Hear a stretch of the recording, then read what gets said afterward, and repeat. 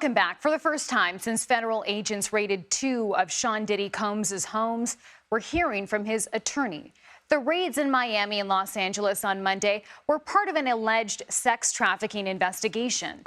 His lawyer released a statement declaring Combs is innocent and slamming the agents who raided the homes, claiming they used a gross overuse of military-level force, calling this an unprecedented ambush. Joining us now to talk more about this is trial attorney Kelly Hyman. Kelly, thanks for joining us this morning. There's so much to talk about in this case. Let's start with the raids, right? They involved armored trucks, helicopters. There were swarms of federal agents. What would justify that kind of move?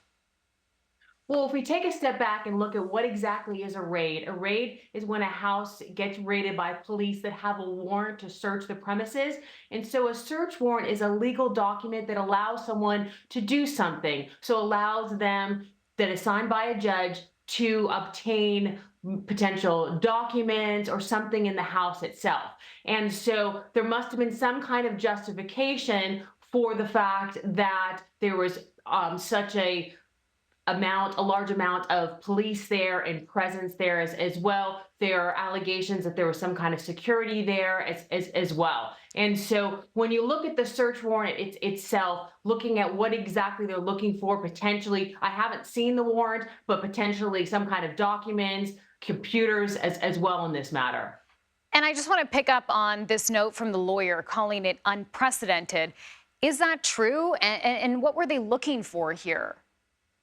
Well, in a court of law, you are innocent till proven guilty. And that is what the justice system is about. And potentially the arguments from his attorneys are that this is not justified, that there's no grounds for this as well, because he hasn't been indicted in the court of law. And so what that means is in New York, they impanel grand juries, and grand juries hear evidence, and based on the evidence that the grand jury hears, they could potentially say that he should be charged with a crime to be indicted. But that hasn't happened yet. And so we're going to kind of have to see what transpires in the next steps. Yeah, so what are the next steps here? I mean, can we expect to see federal charges laid in this case? And could other people be implicated too, potentially? That's the $64,000 question, potentially, because once they obtain the evidence, now procedurally what could potentially happen, we don't know for sure, is a grand jury could be impaneled in New York to hear the evidence based on the evidence, and then they could potentially indict someone.